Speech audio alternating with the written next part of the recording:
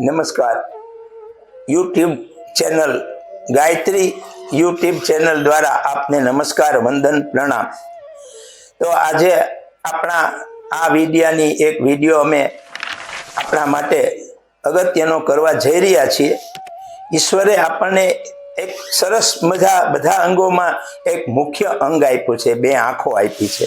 तो आ आँखोथी आपने जे कांई आखी सृष्टि ना दर्शन थाय छे अथवा जे कांई आपणे जोई छे आनंद आँखोथी बधुं करीए छे, तो ए आँखो ईश्वरनी कृपाथी आपणे मळेल छे। तो आ आँखोनुं जतन आपणे करवुं जोईए।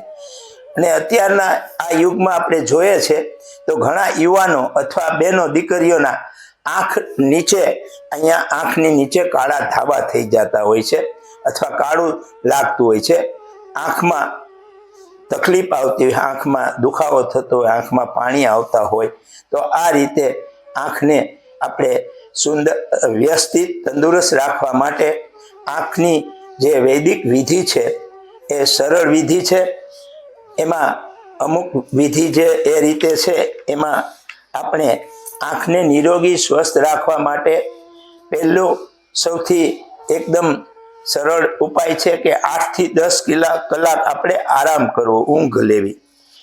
पछी आँखनी नीचे काकड़ीना कटका करी अने आँख ज्यां काळा छे त्यां काकड़ीना कटका राखवाना। पछी बदामना तेलथी आजूबाजू मालिश करवानुं। અને બીજું અત્યારના યુગમાં આપણે જોઈએ છે આપણી આંખને નુકસાન કરનાર કોમ્પ્યુટર છે, લેપટોપ છે, ટીવી છે અને મોબાઈલ છે।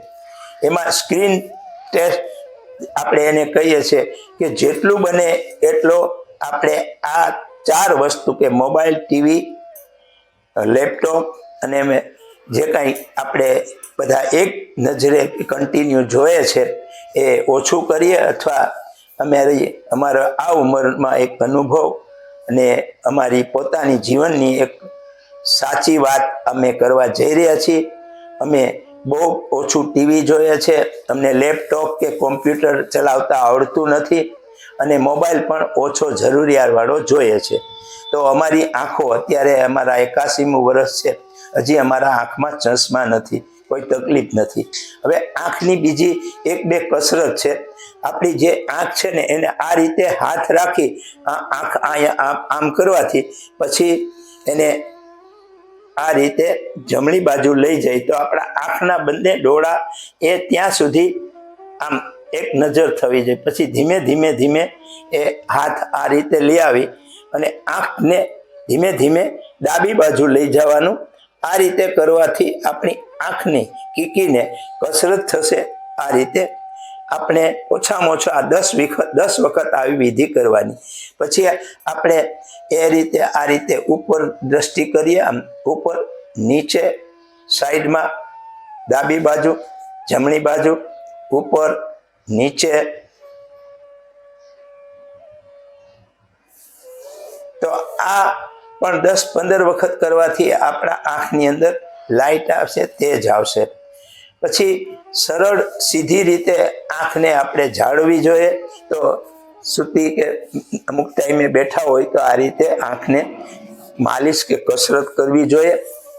બીજું કે આપણી એક જૂની વાત છે, જો આપને ગમે, અમે ઘણા વર્ષો પહેલા એ કરતા અને કહેતા અને આપણે એ સાંભળ્યું છે કે જ્યારે વાસી મોઢે ઉઠીએ અને આ રીતે થૂક લઈ આમ હાથમાં અને આંખને આંજવાથી આમ આંજવાથી આપણા આંખની અંદર રોશની આવે છે, આંખના રોગ થતા નથી। તો આ રીતે આપણી શરીર જે છે એ શરીરની મુખ્ય અંગ છે। આ મુખ્ય અંગને આપણે આંખને નિરોગી સ્વસ્થ એટલે કે નિરોગીની તેજવાન, પ્રકાશવાન અને ચેતનાવાન રાખવી હોય તો એ આપણે આંખ માટે કાળજી લેવી પડશે।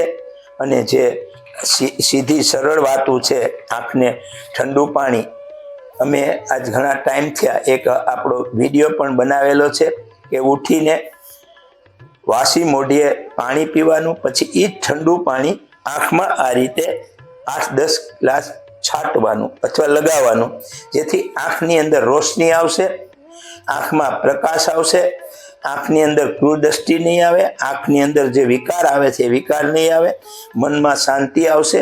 તો આ રીતે આપણે આપણા અંગને એટલે કે મુખ્ય અંગ આંખ, આપણે બધા જાણીએ છીએ, ખબર છે કે આંખ આપણા શરીરનું એક અતિ મહત્વનું, બહુ મહત્વનું અંગ છે, જેનાથી આપણે આ સમાજના કે આખી સૃષ્ટિના દ્રશ્ય જોઈ શકીએ છીએ, બધું આંખથી માણી શકીએ છીએ.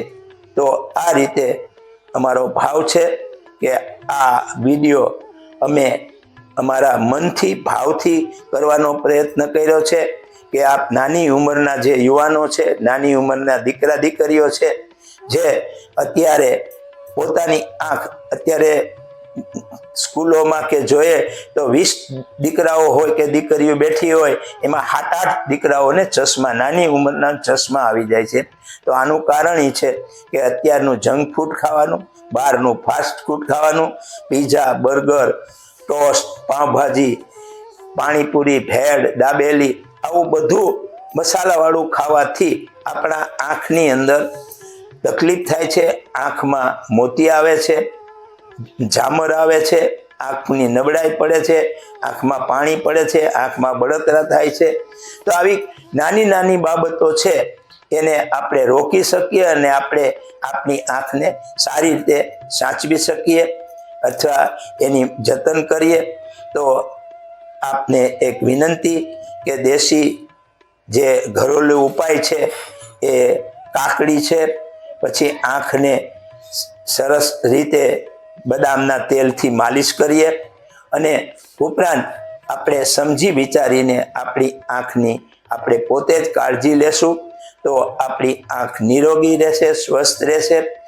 એની સાથે આપણું શરીર પણ નિરોગી સ્વસ્થ રહેશે. આંખથી આપણે જે જોઈએ છે એ સારું જોઈએ, સારું વાંચીએ તો આપણા વિચારો સારા થશે, સારી દ્રષ્ટિ થશે, તો આપણામાં એ ખરાબ વિચારો નહીં આવે.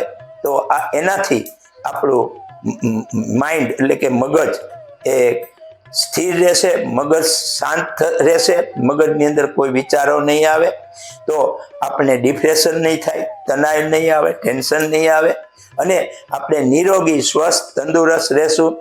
તો આપને એક ભાઈ વતી નમ્ર વિનંતી, અરજ કે આપણી આંખને સાચવીએ, આંખનું જતન કરીએ.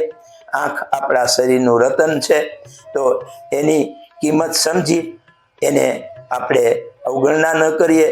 એને તકલીફ થાય અથવા આપણા આંખમાં રોગો ન આવે એવો આપણે પ્રયત્ન કરશું. તો આ એક અમારી વિનંતી છે. આ ચેનલ દ્વારા અમે આપને એક સંદેશો આપવાનો પ્રયત્ન કરી રહ્યા છીએ, આપણા માટે કરી રહ્યા છીએ, આપણા સમાજને, રાષ્ટ્ર બધા માટે કરી રહ્યા છીએ. તો અમારા આ ચેનલનો ઉદ્દેશ છે કે આપણે બધા નિરોગી રહી, સ્વસ્થ રહી, તંદુરસ્ત રહી, એ ભાવ સાથે નમસ્કાર, વંદન, અસ્તુ.